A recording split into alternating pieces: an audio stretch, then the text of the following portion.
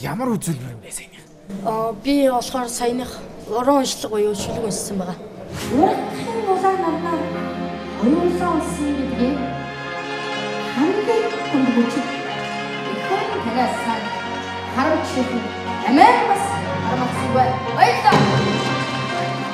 Тэгээд шүүгчдтэй юуны тухай ярилцсан? Шүүгчтэй ерөнхийдөө улс төр гэх юм уу? Чи бол ер нь нийгэмдээ ер нь болж өртөхгүй байгаа зүйлийг ер нь их шүүмжлэлтэй ханддаг нэг юм тийм үү? Ер нь тийм. Ерөнхийдөө үндсэрхэг үзэлтэй гэж хэлж байгаа. Чи улс төрч болчмаар юм шүү.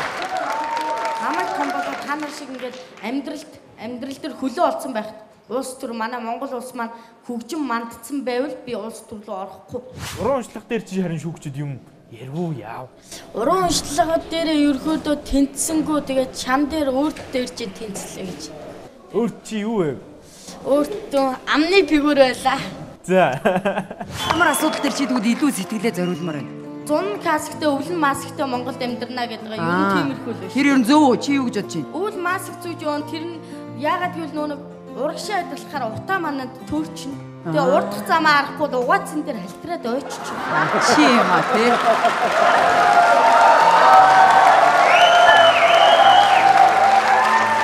Чи 16 настай байж зүгээр л хүүхэд нас гэдэг чинь хамгийн өмтэй нас шүү дээ. Яагаад ингэж ийм хэрсүү болцсон юм бэ? Хүрээлэн буй орчин маань нөлөөлж байна.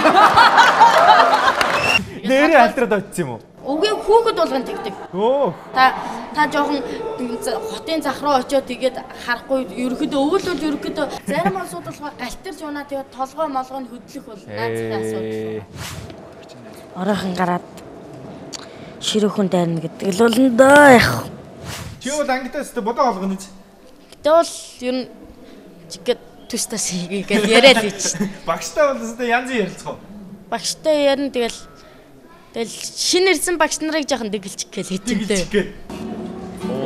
Яа хөрги тэр имэ болж гүйцлээ. Тэр одоо юу гэдэг вэ? Шүлэг уйлах гэдэг байгаа их сэтгэлгээд ижин мөнх үгээ өгөх гэж үзэлтэйгээд тэрийг 100 саяын тухай юу гэж бодож байна?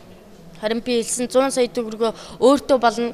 Одоо тэр авд байгаа хөгшчүүлдэ харин буян болно.